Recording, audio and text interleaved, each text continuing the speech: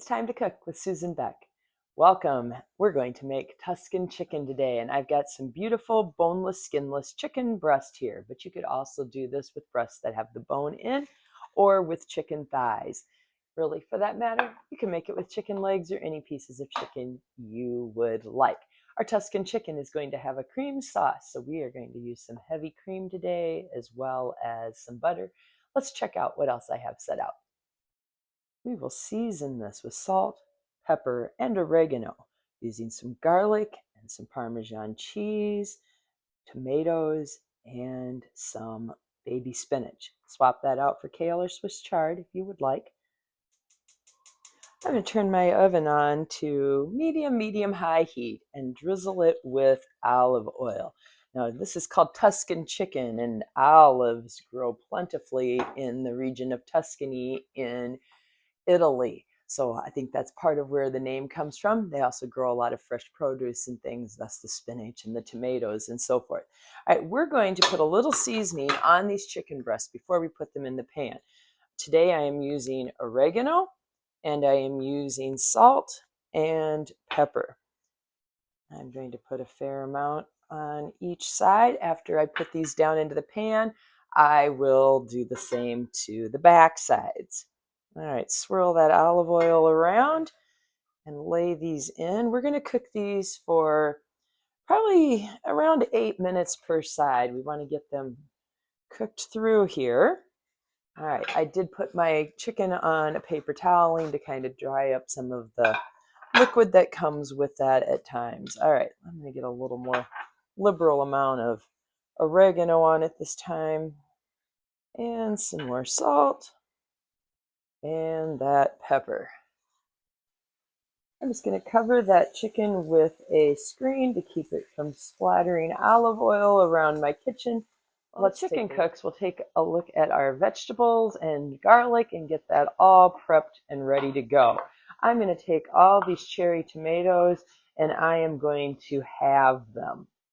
Next, we'll peel and chop up our garlic. This little roller is fantastic for getting that dry papery edges off of the garlic. These little smaller ones in there. Roll them around and off come the papery edges.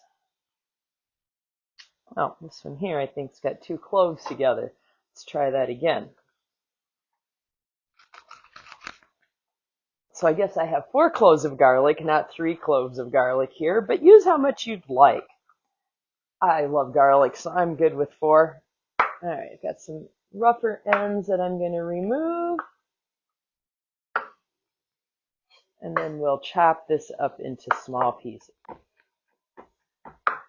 The last thing to prep before we move back to our chicken is to shred some Parmesan cheese. I do love the fresh Parmesan, but if all you have is the cheese in the canister, that will work. I know I just really stress when I make these videos for different recipes how you really can just swap things out for what you have. Recipes are really a lot more flexible than people think. All right, let's go look at that chicken.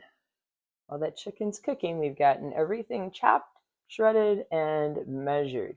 By the way, I did wash my tomatoes and my spinach earlier today. The pinkness is going away. We're going to rotate those around. Oh, look at that. We're looking for some nice golden coloring on the back side. Oh, looking good. Well, I'm going to make a little French bread here. I'm going to drizzle that with some olive oil, and I'm just going to use a little garlic powder on the top of that and make us some garlic bread to go with this, because this is going to have this creamy sauce, and it's just kind of nice to have that crusty bread to toast up and swipe up that extra sauce. So this is going to go into my broiler when I'm just about ready to serve the chicken. I'm just turning these up on their sides here a bit. They're not ready yet. We want to get these to 170 degrees. Or if you don't have a meat thermometer, slice one open. You want the juices to run clear. My chicken has reached about 165 degrees, and because it's going to return to the pan again, I'm just going to set it to the side at that temperature. and let it rest while we make our sauce. We're going to make our sauce in the same pan because, oh, we want all that good golden brown chicken drippings that we have at the bottom of the pan. So I just put 3 tablespoons of butter into here, and I've got my heat on a lower temperature here. And I'll let that melt, and as it does, I'm going to put my garlic in, and we're going to start by sauteing the garlic. A minute is good on that garlic. We're going to add in those tomatoes now. Give those a stir. And that butter and those tomato juices, they allow me to just kind of scrape up that good brown goodness at the bottom of the pan. So I'm using a wooden spoon here to just kind of scrape that away. Make sure that ends up part of our sauce. Next goes in the spinach, and we're just going to put that in, this little baby spinach, until it wilts. My daughter gave me this recipe after she moved out of the house and started to cook on her own in college and Texas. She started sending me recipes to try. She's also sent me a couple other really great chicken recipes that I've already recorded. You'll have to check out my chicken breasts that are wrapped in bacon and stuffed with cream cheese and spinach and mozzarella. Fantastic. And she also gave me a wonderful baked chicken and rice dish that, oh, I just love all the mushrooms in it. So both of those are available on my YouTube channel. All right, we'll let that spinach just wilt a little bit, and then we're going to be adding our cream and our cheese. Time to add the cream for our creamy Tuscan sauce and the Parmesan.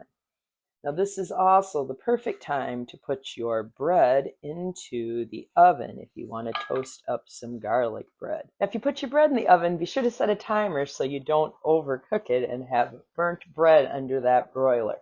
Well, my cheese is all melted, so I am going to add those chicken breasts back into the pan, and we're going to just let those get warmed up a bit. And like I said, mine were at 165, 168, so they'll have just a little bit longer to cook in there and be ready to eat.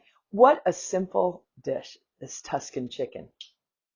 Well, let's give this a try. Oh, we're going to need a spoon to pull out some of that delicious sauce and veggies.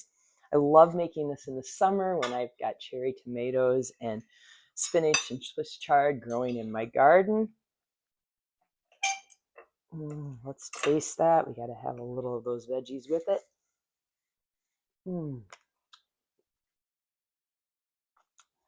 It is fabulous. I just love the sauce that comes on this. The creaminess of that is great. And it's awesome for dipping a little French bread into. Isn't that a beautiful dish? And that garlic cream sauce is just fantastic. I mean, this was quick and easy and perfect for a weeknight, but also a very gorgeous and glamorous dish to serve for guests. Be sure to visit Time to Cook with Susan Beck for this great chicken recipe and many others.